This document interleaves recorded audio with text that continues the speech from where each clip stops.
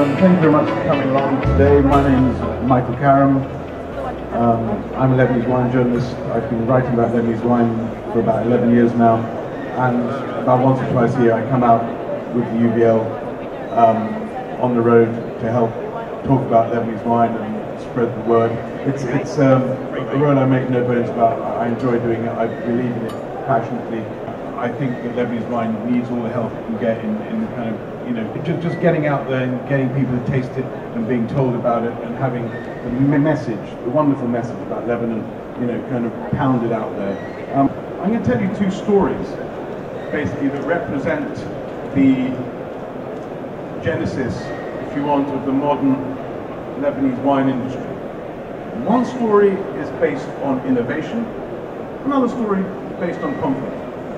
And you'll see that, you know, once I've told them, you'll see that the Lebanese wine industry is founded upon those two pillars, and which direction we take depends on us.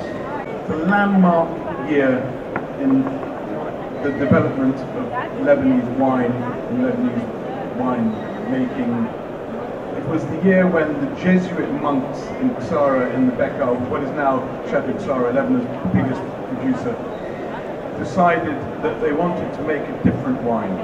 And one of the reasons we're here is we want to communicate that to you. We've got 5 wines here on the table that I think are a good kind of representation, good snapshot of the industry. I urge you, now that you're here, once we're done, to go and taste the 65 to 70 other wines.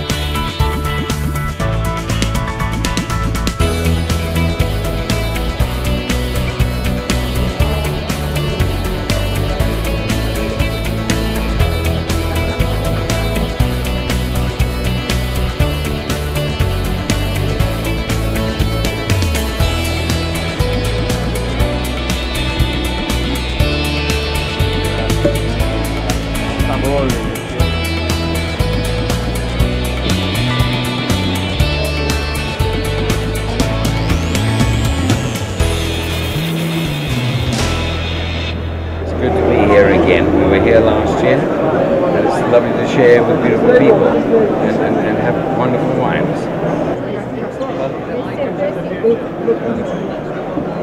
Very good. And in the back, you get the hat. It's a nice little gimmick there.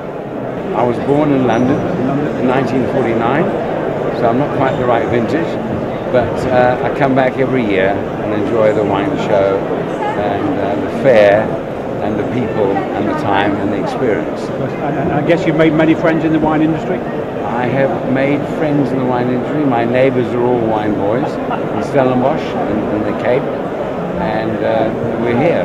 Stellenbosch is here.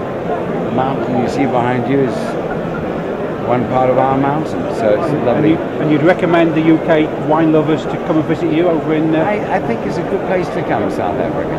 Yeah? Yeah, I really do. I think it's well worth a visit. And you're geared up to accept visitors for wine tasting and tours of the... We actually have a restaurant, we have a whole valley called the Golden Valley on the Hildeberg Mountains. And we have quite a few people coming there. We have some of the top restaurants in South Africa and in Africa in that valley called the Golden Slopes. And it would be lovely to see people come and enjoy our wines and our restaurants and our charity. My parents bought the farm in 1959, and we've got about 80 hectares of vineyards, of which we harvest about 100 tons for ourselves and 400 tons in total. So we hand pick the grapes off the vine. We don't have any machines, the old traditional French Bordeaux style blend. 2 years on wood, 2 years in the bottle, and I have wonderful people supporting Bilton wines. And is it ready available in the UK? It's ready available in the UK. Okay, and what outlets do you use in the UK? Well, I don't like to use that on the phone, but if you give me a call, we'll let you know. Okay. Very good.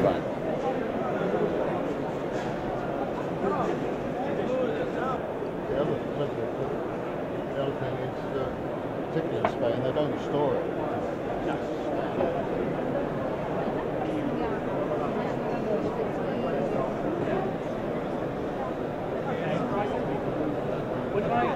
Пришла и давайте.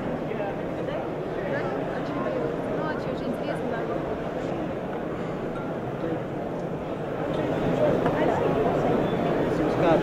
Right one.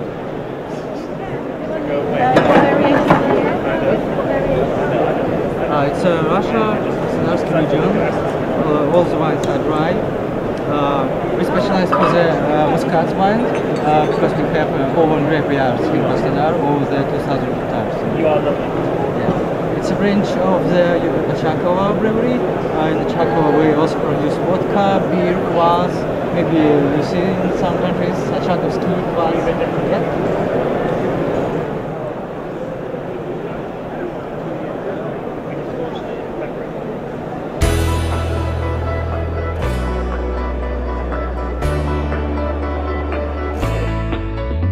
Could you tell me where Moldova is situated in the country, in the world? Moldova is situated in the Eastern Europe, between Ukraine and Romania, so it has only 2 neighbors.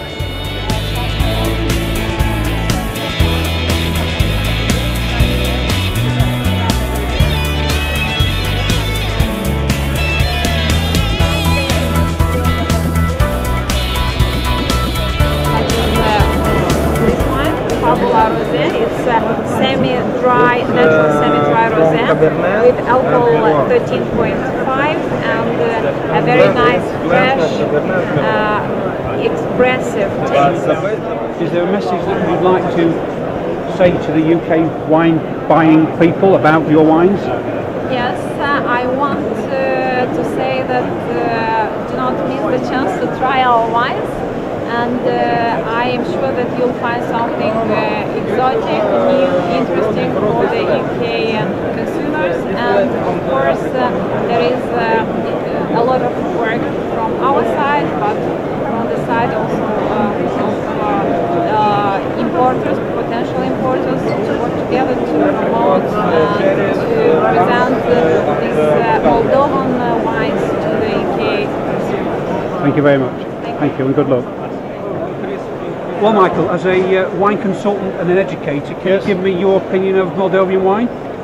Well, I'm totally surprised. It's not a wine that we're used to in the UK, and therefore an opportunity to taste these wines in London at this time is a real inspiration. It's just a great shame we don't get these wines readily sold in the supermarkets or wherever, but of course everybody's got to build up a business. And it's only when you come here, and I think all the wine buyers and the wine importers would taste these wines and say, this is good stuff, and we really need to bring it into the UK.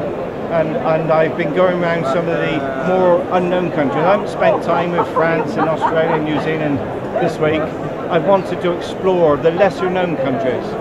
I've been to Croatia and Moldova and Slovenia because we know about them, but they're not that popular in the UK. And I have to say, I've tasted some wonderful wines in each of these countries. And gorgeous wines here, very clean, well made, fruity, crisp, and not the rubbish that you can get in certain countries of Northern Europe. And so I'm really impressed. So there's a future for Moldovan wine in the UK? Absolutely right, there is. The only thing is they've obviously got to get their price right. But the biggest difficulty is marketing. How do you sell Moldova wines to British public? They'll say, Moldova? Where's that? Where's Moldova? Moldova has to find a way into the market.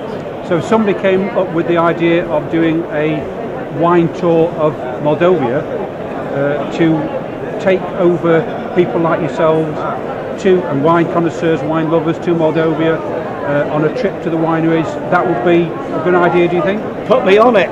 Put me on it. Put me on it. I've never been to Moldova. I've tasted the wines here, but get me on that trip. I'd love to go there. Absolutely, I would. Yes. Good. Well, thank you. Thank you for your help. Thank you for your expertise. Okay. And I'm sure Moldovan wine in years to come will be on the supermarket shelves. All I say is they're very well-made wines. They're crisp. They're clean. They're fruity. There's nothing wrong with them at all, and they deserve to be drunk. Excellent product.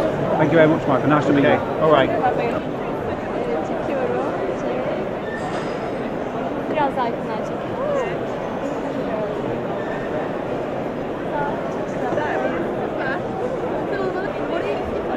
Can you tell me about Suvla wines? Suvla wines has established 2 years ago. Our vineyard is 9 years old. Our owner was a general manager of Microsoft. His retirement project, the Winery Foundation. We have 80 hectares in Eceabat. We are located northwest of Turkey. We have a lot of awards from international competitions. We are very happy. Especially the Rozan Marsan is the first production in Turkey, and it took a regional trophy from the Kantar World Awards. It's the first white wine in Turkey which took off this award. Our grapes are international grapes, especially. We try to local grapes as Karasakız and Kınalı Yapıncak.